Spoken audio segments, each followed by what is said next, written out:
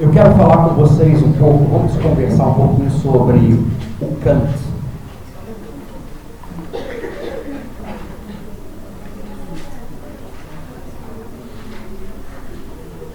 Eu conheço o cara que vai elaborar a questão de vocês.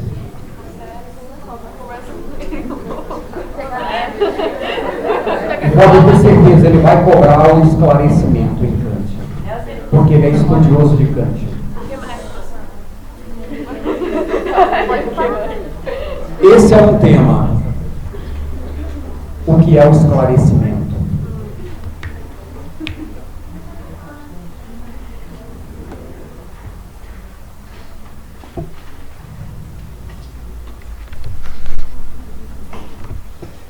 Vamos falar um pouquinho do Kant. Essa aula eu já deixo disponível para vocês também lá no meu canal, gente. Kant foi considerado um filósofo iluminista. As obras de Kant, estão divididas em algumas partes distintas. Quando eu digo que as obras de Kant estão divididas em algumas partes distintas, eu estou dizendo que nessas obras ele trabalha os mais variados assuntos.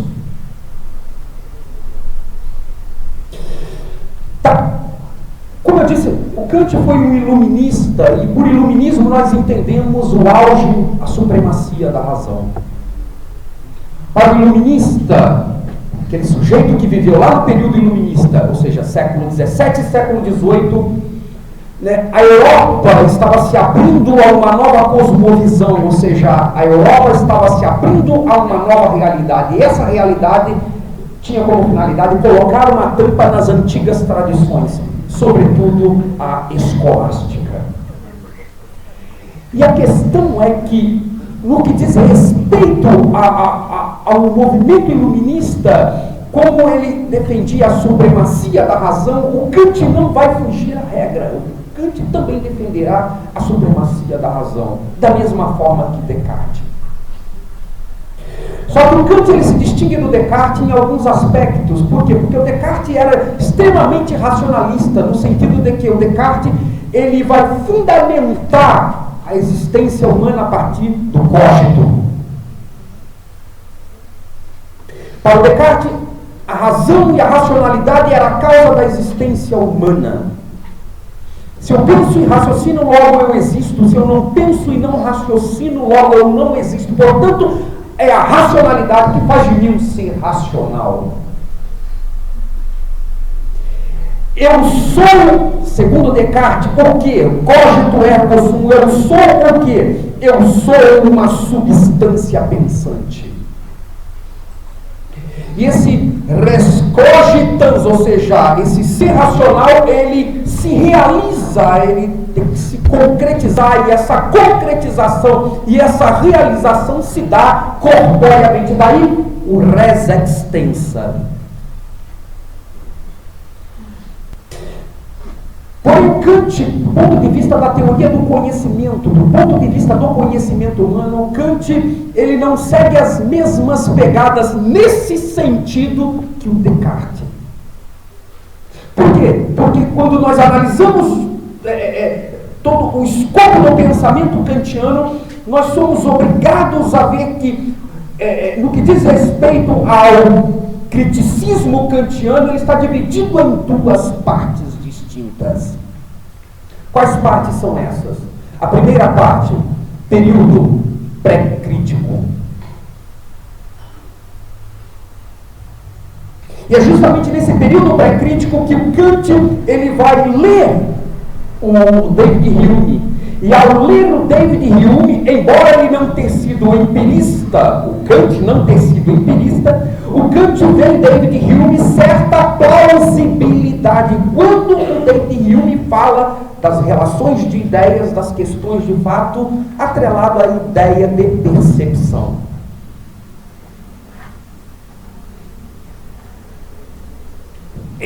Essa fase pré-crítica, ela está diretamente associada a essa leitura que ele vai fazer de Kant. Logo, a segunda parte já é a fase crítica.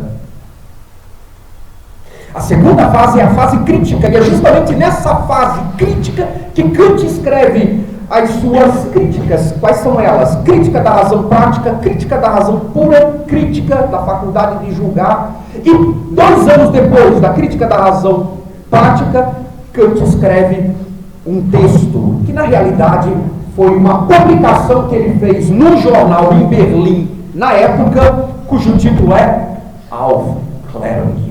Em alemão, o que significa Aufklärung? Alguns traduzem essa pergunta, essa palavra Aufklärung, né? O que é o iluminismo, mas os pensadores da atualidade traduzem-na como o que é o esclarecimento.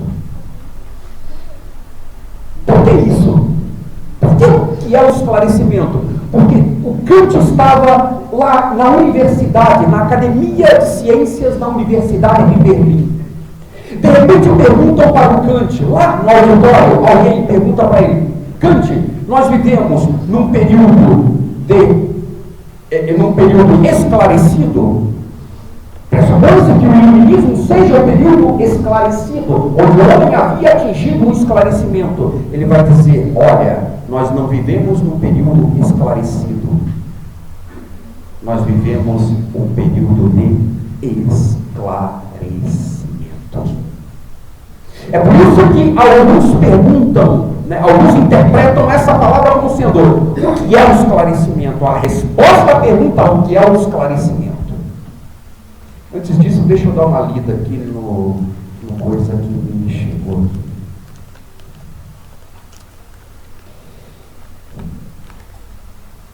Por que cai tanto Kant no vestibular? Como disse o santo Jack, o estripador, vamos por parte. Primeiro, porque Kant foi considerado um divisor de águas na história da filosofia moderna. Ou seja, ele faz transição entre a filosofia moderna e contemporânea. E ele foi considerado um divisor de águas no sentido de que ele conciliou tanto o debate entre empirista e racionalistas, ou seja, ele concilia as duas posições. E ao conciliar as duas posições, surge uma terceira posição. Posição essa que nós veremos posteriormente. E por que vai cair esclarecimento em Kant se caiu o ano passado? Bom, com essa pergunta você está me dizendo o seguinte: uma bomba não pode cair 2 vezes no mesmo lugar. Na UEL pode. O fato de ter caído o ano passado não significa que ela não cairá esse ano. Pode ter certeza, vai cair. Vão por mim, vai cair. O microfone está alto.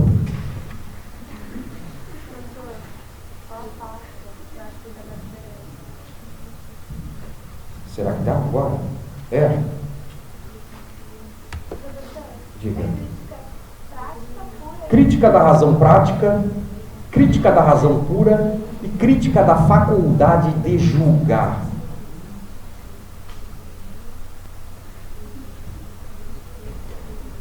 Retomando a ideia. O Kant, ele justamente nessa obra, nesse texto que foi escrito por ele num jornal em Berlim, que ele vai criticar alguns construtos da época. O que basicamente ele vai criticar a questão da heteronomia versus autonomia do sujeito. E era justamente isso que o projeto iluminista tinha como finalidade, a autonomia do sujeito. Mas o problema é que, por uma ou outra contingência, nós não, dificilmente nós nos emancipamos, ou seja, dificilmente nós nos portamos, nos posicionamos como seres autônomos. Muitas vezes a nossa consciência e, consequentemente, as nossas ações que brotam da nossa consciência estão diametralmente conduzidas ou sendo regidas por um ou outro diapasão.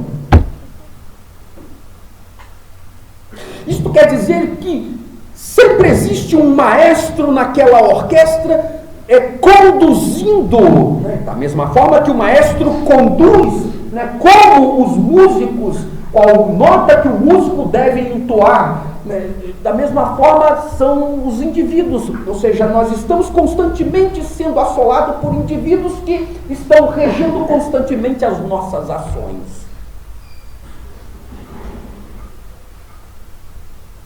E é justamente isso, essa questão da autonomia versus heteronomia do sujeito.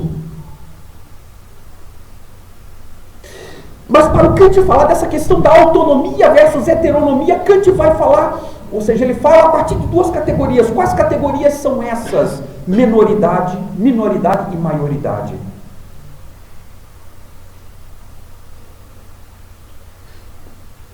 Minoridade e maioridade. O que é minoridade para o Kant? Minoridade para o Kant não é minoridade civil, ou seja, maior ou menor de 18 anos. Não é isso, não. A minoridade para o Kant nada mais é do que a incapacidade que o sujeito tem. Que o sujeito é você, eu, ou seja, nós. É a incapacidade que nós temos de nos servirmos por nós mesmos, do nosso próprio entendimento. Isso é minoridade, estando sob a tutela de alguém. Isso é minoridade para o Kant. Sou eu, ou seja, a minoridade para o Kant é aquele indivíduo cuja ação não é fruto da sua liberdade. A minoridade para o Kant é aquele sujeito cuja ação é fruto, é produto da liberdade do outro.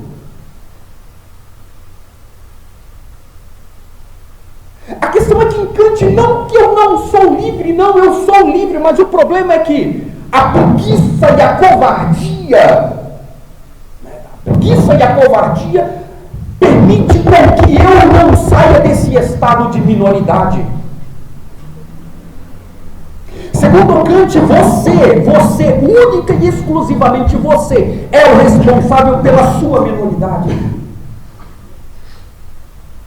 Você é responsável pela sua minoridade na medida em que, movido pela covardia, movido pela apatia, movido pela preguiça, você transfere para o outro, você delega para o outro aquilo que é competência tua a fazer.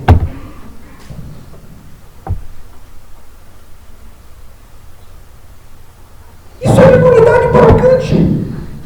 O problema é que o Kant, como eu disse, nós somos os responsáveis por isso.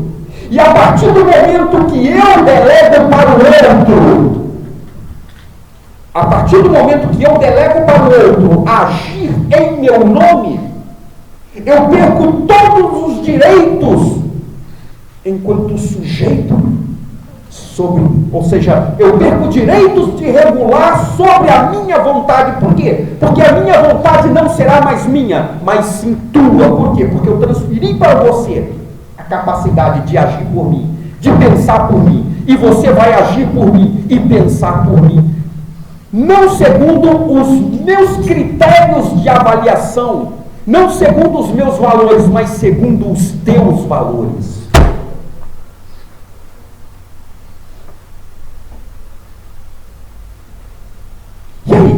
E aí que o Kant dá uma porrada, dentro daquele momento histórico, o Kant dá uma porrada na política e na religião. O que é política? Quando você vai lá, deposita a tua cédula na urna, automaticamente, você, ao depositar a cédula na urna, votando naquele sujeito, você está delegando autoridade para aquele sujeito, ou seja, você está dizendo para aquele sujeito que através do teu voto, ele pode fazer o que bem e quiser com ele.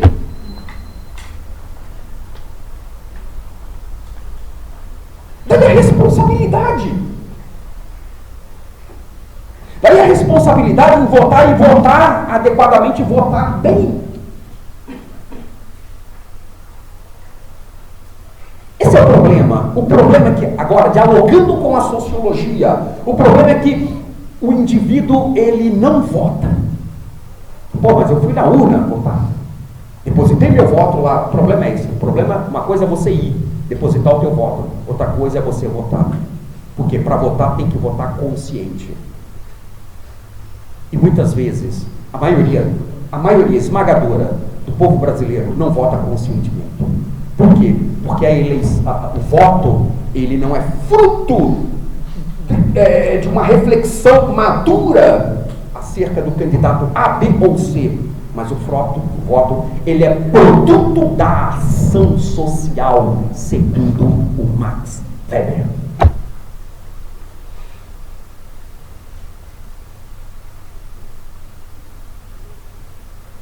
Produto da ação social. O que é ação social? Alguém me defina aqui o que é ação social aos moldes weberianos.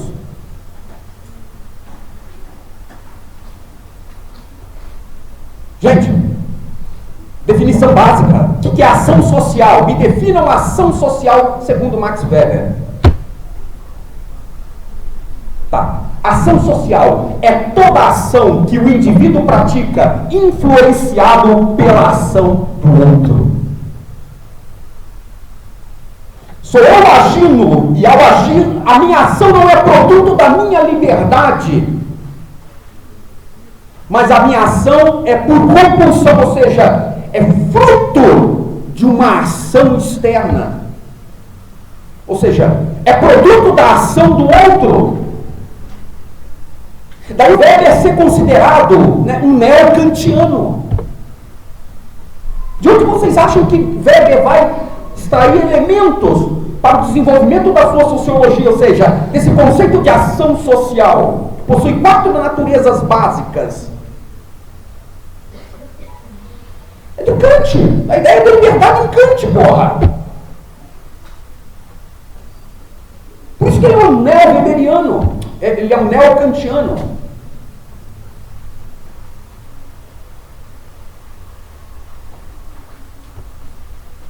Daí o IBGE, daí o Vox Populi, daí as pesquisas. Sai lá na pesquisa, o candidato fulano de tal está com 60% das intenções de voto. Se fosse a eleição hoje, ele já estaria eleito no primeiro turno. Opa! Se ele está com 60% das intenções de voto, se a eleição fosse hoje, ele já estaria eleito. Se ele está com 60% de votos, segundo o Datafolha, segundo o IBGE, significa que ele é bom. Se ele é bom, é porque muita gente vai votar nele. Assim como muita gente vai votar nele, eu também irei votar. Foi o que aconteceu com o Collor de Mello, lembra? Muita gente aqui, ó, ainda... Era desse tamanhozinho aqui, ó. Muita gente aqui nem nascido era. Vou votar principalmente a mulherada. Qual o público que ele foi nas mulheres? O que eles usaram? Um garoto propaganda, um menino bonito, que fala bem, um playboy que se veste bem. Collor de Mello, se vocês buscarem lá no YouTube, o Collor de Mello, lá na época da campanha dele, você vai ver galãzão, cara bonito. As mulheres em peso, o maior público dele, o maior eleitorado dele foram as mulheres. Por quê? Andava de jet ski, pilotava um F5, pilotou um Mirage, pilotou um F5, andava de carro de Fórmula 1, de kart, ou seja, era o sonho de consumo, era o perfil do playboy, andava de Ferrari. Ele enchia os olhos da mulherada, inclusive o da Vânia. Mas o meu não, marido, todos mulheres. Tá lembrada, Vânia? Pelo amor de Deus. O que aconteceu? O Collor de Mello ganhou, todo mundo tomou no cu. Vocês não, mas os pais de vocês sim.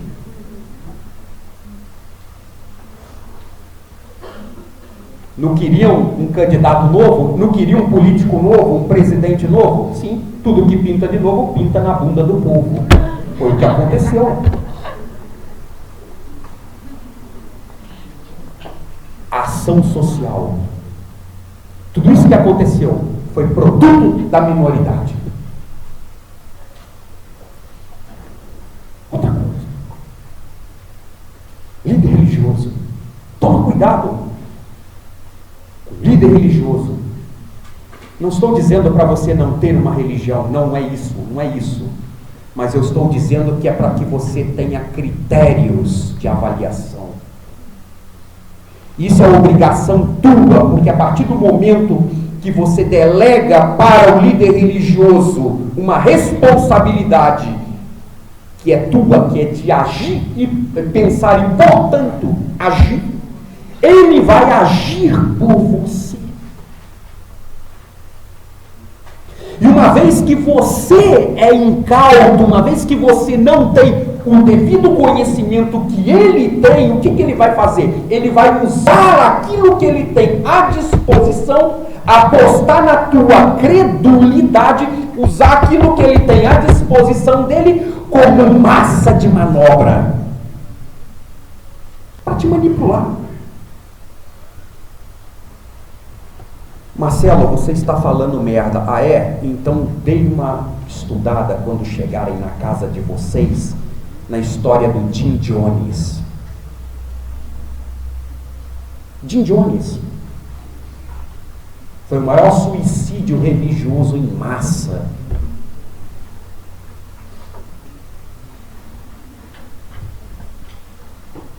Quer ir um pouquinho mais longe na história? Vai nas cruzadas.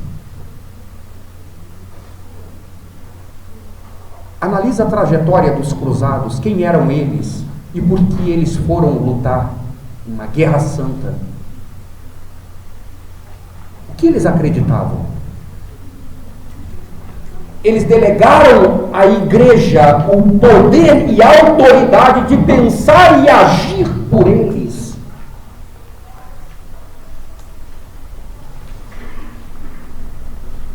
O grande problema é a apatia. A questão é, como fugir disso? Como deixar deste estado de minoridade para atingir o estado de maioridade?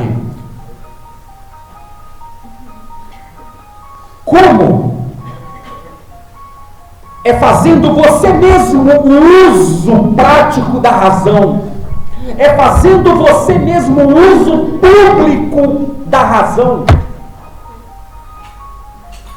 Quando você faz você mesmo o uso prático e o uso público da razão, aí sim, você deixa de ser menor, ou seja, você sai do seu estado de minoridade e passa para o seu estado de maioridade. Por quê? Porque agora você vai agir por si mesmo. Você vai agir em teu nome e não em nome do outro.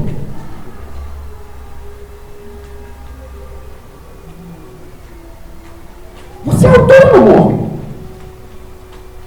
Agora, entendeu? Você tem a autonomia, ou seja, você tem a liberdade para construir e reconstruir a sua própria história. Você não precisa de ninguém.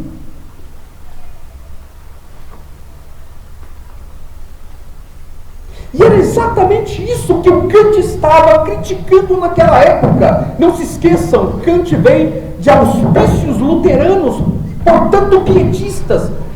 Auspícios pietistas. É de lá. O Kant está presenciando tudo aquilo que o protestantismo e o catolicismo estão fazendo lá no século XVIII.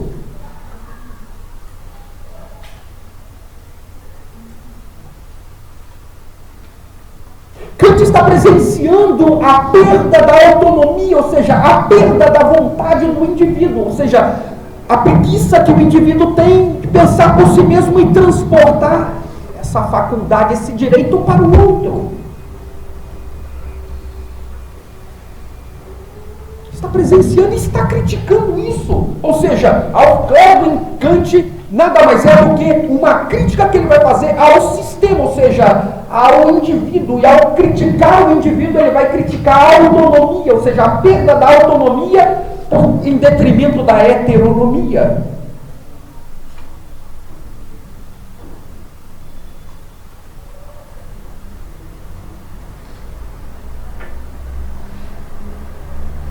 A liberdade para Kant.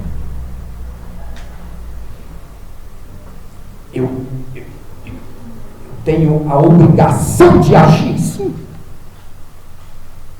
Eu tenho a obrigação de pensar por mim mesmo, sim. Eu tenho a obrigação de pensar por mim mesmo. Por quê? Porque é o meu dever fazer isso. É o meu dever fazer o uso público da razão. E para trabalhar essa questão da autonomia, ou seja, da liberdade, da heteronomia, da perda da liberdade e da ideia de dever, Kant trabalha na terceira à quinta seção da fundamentação da metafísica dos costumes.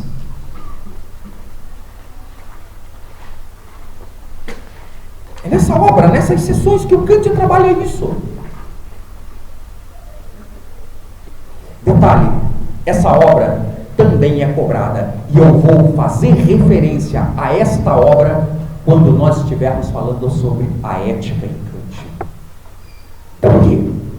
Porque quando nós estivermos falando sobre a ética em Kant, cujo assunto está intrinsecamente ligado a essa questão da minoridade e da maioridade, eu vou falar da ideia de dever. E ao falar da ideia de dever, ou seja, agir segundo a razão, e é assim que nós temos que fazer, e é assim que nós devemos agir para sair do estado de minoridade para o estado de maioridade, nós temos que agir por dever, contrário ao dever e em conformidade com o dever.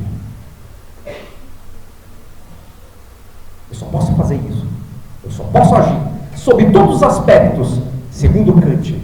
Eu só posso resgatar a minha autonomia, eu só posso fazer o uso público da minha liberdade, o uso público da razão, se eu for livre. A liberdade para o Kant em outras palavras, é a ausência de coação externa.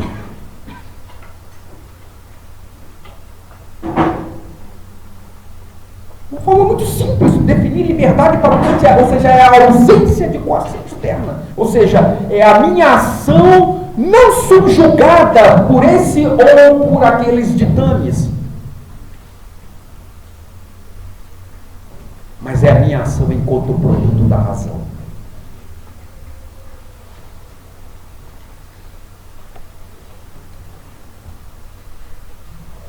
Deixa eu ler aqui esse pergunta.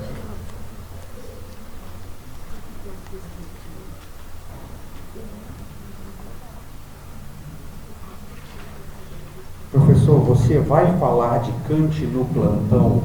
Cara, eu falo de tudo no plantão, cara. Um assunto vai puxando o outro.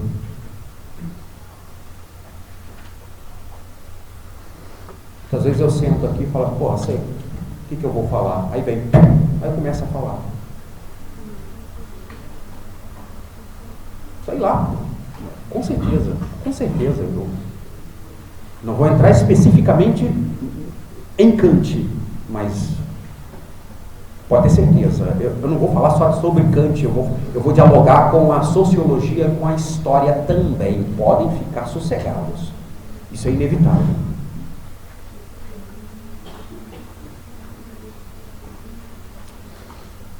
Vamos lá para aquela velha e máxima pergunta. Alguém tem alguma pergunta para fazer?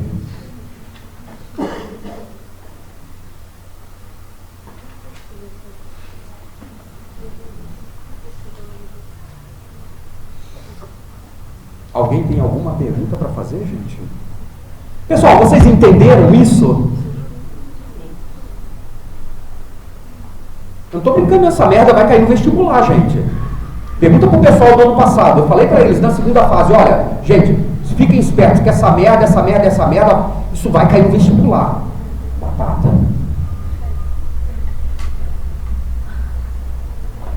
Detalhe, a propensão para cair no Enem também é muito grande.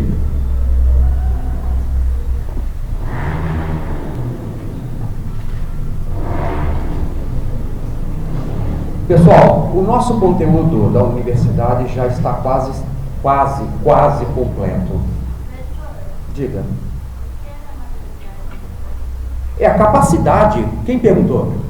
Levanta a mão. Maioridade é a antítese da minoridade, ou seja, se a minoridade para o Kant era a incapacidade que o indivíduo tinha, por ele mesmo, de se servir do seu próprio entendimento, estando sob a tutela do outro, a maioridade é o contrário, ou seja, é a capacidade que eu tenho, agora, eu, enquanto ser racional, de servir por mim mesmo, do meu próprio entendimento, não estando sob a tutela do outro. A questão é que, segundo Kant, o responsável pelo estado de minoridade sou eu mesmo. Por quê? Por causa da apatia. A apatia, a preguiça, a covardia, é responsável pela estada desse indivíduo, pela permanência desse indivíduo no estado de minoridade. Agora, a razão é emancipadora, a razão é emancipatória, ou seja, a razão, uma vez emancipadora e emancipatória, liberta esse indivíduo. E ao libertar esse indivíduo, agora ele por si mesmo passa a pensar por si mesmo. E a partir daí, a agir por si mesmo. Ou seja, eu não preciso de ninguém para agir, para pensar por mim. Eu, enquanto ser livre, eu, enquanto ser autônomo, tenho a capacidade para pensar por mim mesmo. E, portanto, agir por mim mesmo. Não preciso de padre e de pastor para pensar por mim, para dizer o que eu devo fazer, como eu devo ler as Sagradas Escrituras e interpretá-la. Não, eu não preciso de político para dizer o que eu devo fazer ou não. Ou seja, eu não preciso de ninguém para dizer o que eu devo fazer, o que eu devo agir. Eu posso pensar por mim mesmo. A questão é, Kant está propondo aí uma subversão social. Ele está propondo uma subversão social.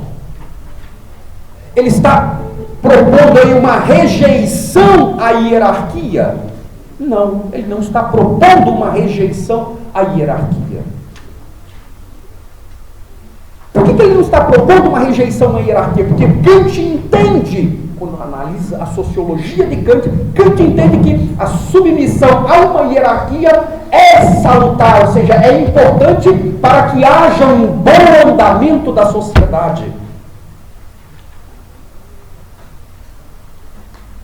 O que o Kant está condenando sou eu obedecer a determinadas coisas, ou seja, eu obedecer a dogmas, a costumes, a doutrinas, sejam elas religiosas ou políticas, sem ter o conhecimento daquilo que eu estou obedecendo, porra. Ou seja, não é obediência, é subserviência, é obediência cega. E o Kant está convidando você a se libertar desse estado de subserviência, ou seja, dessa heteronomia.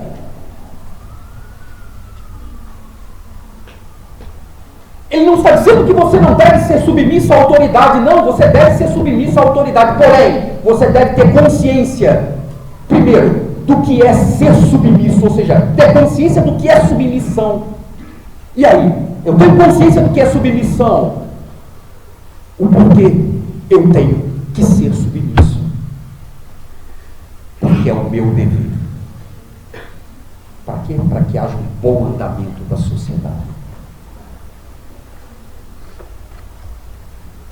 Tá, ficou claro isso? A moça que perguntou lá, ficou claro?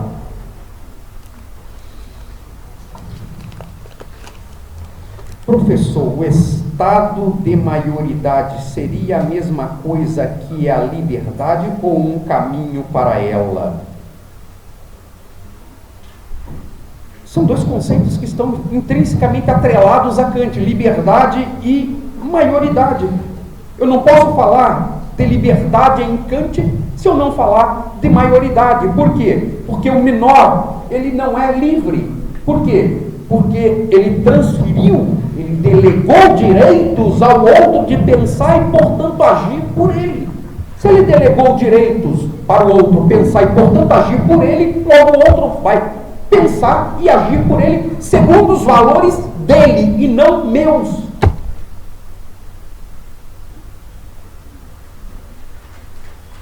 Ou seja, a minoridade para o Kant representa a heteronomia do sujeito.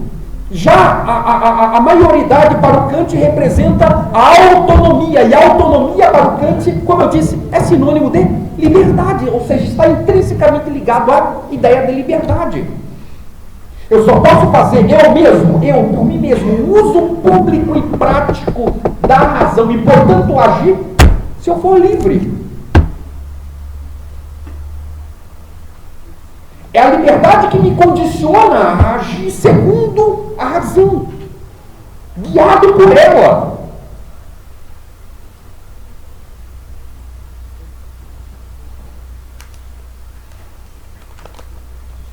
O que é heteronomia do sujeito? Perda de liberdade. É uma antítese, é o contrário da autonomia do sujeito.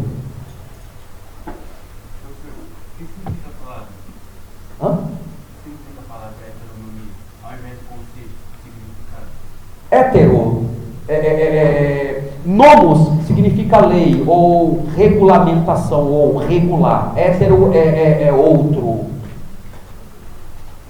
O que é esclarecimento?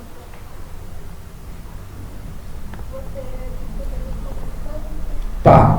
O que é o esclarecimento? É a saída do homem do seu estado de menoridade para o seu estado de maioridade. Isso é esclarecimento.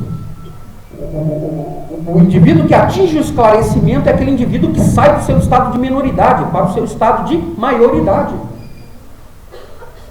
É aquele indivíduo que ele não é heterônomo, mas sim autônomo.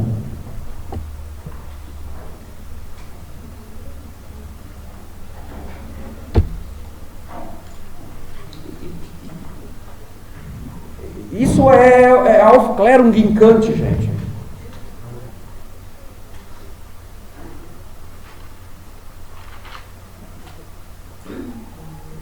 Mais alguma pergunta? Alguma contribuição a ser feita?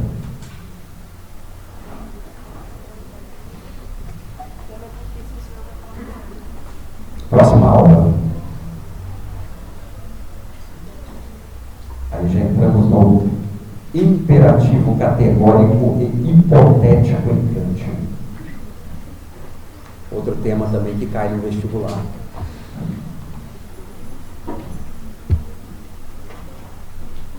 Mais alguma pergunta? Senão estou indo embora.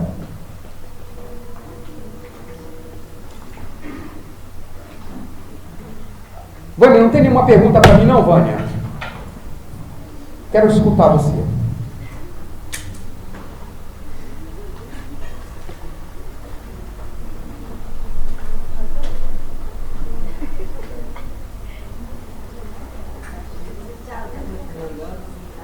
Não entendi porra nenhuma que você falou, Vânia.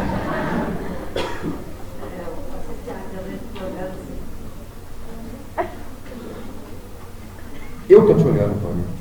Está falando de autoestima, o humano obedece, na hora de falando.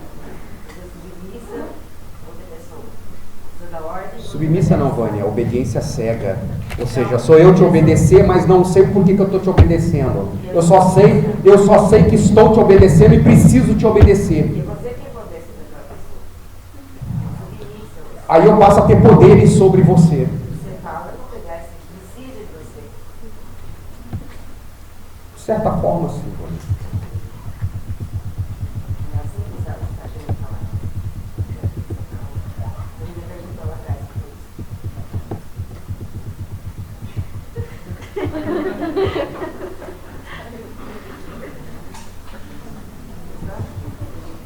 fez?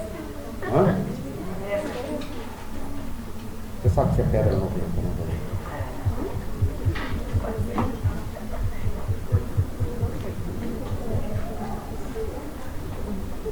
Então tá, pessoal. Muito obrigado pela atenção de vocês, tá? Espero tê-los ajudado hoje, tá? Espero ter servido para alguma coisa para a vida de vocês hoje. Tchau, tchau, gente. Muito obrigado, tá? Tchau.